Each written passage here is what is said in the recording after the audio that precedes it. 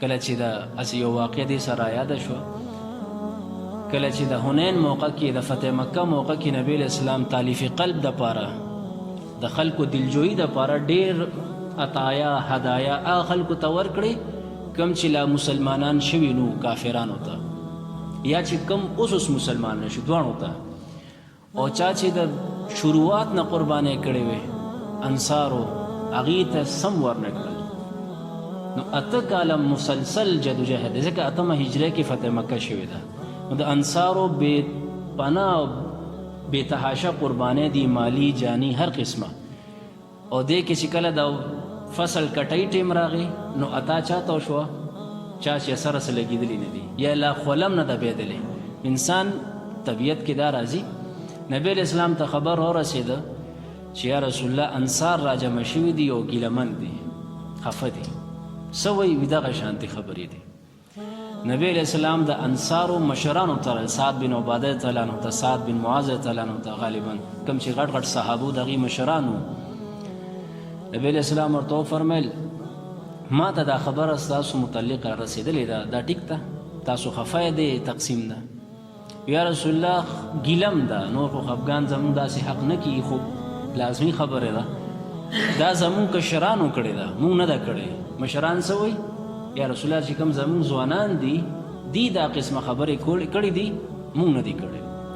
نبی علیہ السلام ورته وفرمیل تاسو چا سره یې؟ تاسو څه وایئ؟ یا رسول الله زمونږ وړه کې خو هم دا دي، اظهار مونږ ونه کړو هغې وکړو. نبی علیہ السلام وفرمیل ټیک شو، ټول راجمع کړي، ټول یې راجمع کړل. و نبی علیہ انصار، صرف مهاجرین نور پکې نو، صرف انصار. بیا نبی علیہ السلام یو خطبه مختصر وکړه او نبی علیہ السلام وفرمیل ښه تاسو اوس ګیلې کوئ چې مونږ له عطا نه کوي او نور ته ډېر زیات ورکړل او مونږ یې محروم کړو. نو ای انصار تاسو هغه نه وی بې لاره ګمراه، مختلف ځایونو کې سر ټیټه، زر عالم الله زما په ذریعه باندې تاسو توحید طرف ته راوسته، اسلام طرف ته راوسته. نو هغې وي دا څنګه چل دی؟ دلته خو مونږ وایي مرهم دا خو قصه الټه کېږي جوړې، دا خو نبی علیہ السلام هغه نور او ما خبره مضبوطی کم چې ښکاري. بیا نبی علیہ السلام وفرمیل ای انصار تاسو فقرا نه وئ، الله زما په ذریعه باندې مالداره کړی، غنیمتونه ورته میلو شو. ای انصار ولې تاسو خپلو کې دشمنۍ نه وئ، اوس او خزرج مینې نه وئ، زر عالم زما په وجه باندې تاسو رور رور جوړ شو. هغې چپ ناستې دي. یا رسول الله ټیک وایه. نبی علیہ السلام ورته وفرمیل انصار تاسو څه وایه ولې نه؟ دې باره کې څه وایه؟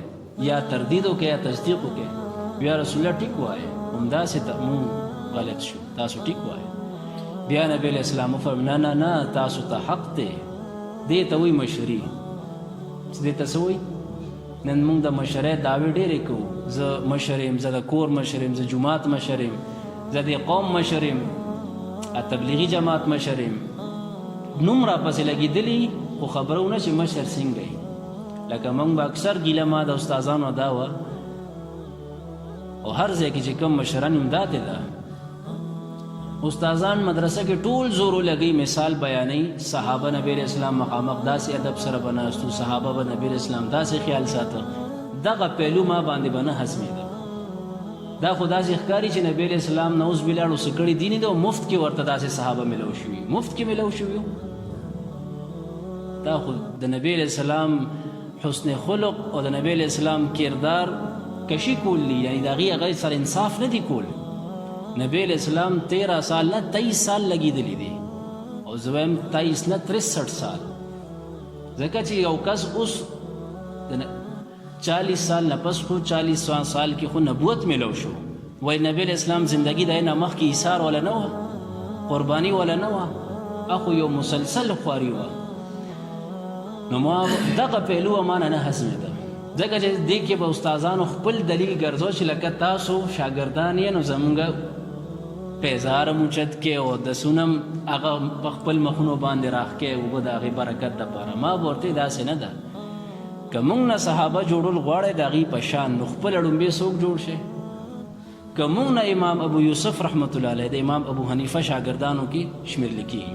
نه اکثر به ډېر مثال ورکو، داسې مخلص او داسې فرمانبردار شاګرد. ما به استاد ته ډومبې تاسو امام ابو حنیفه جوړ شئ نو زه به امام ابو یوسف جوړ شم.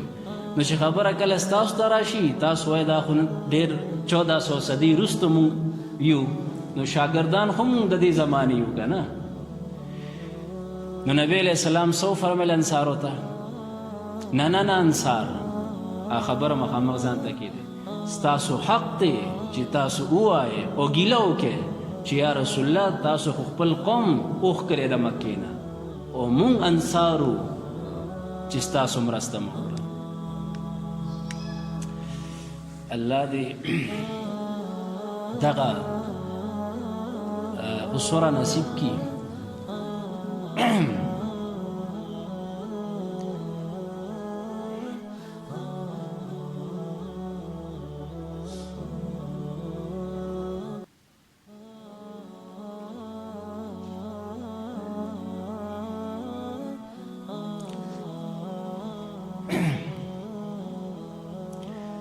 او تاسو دا ووایئ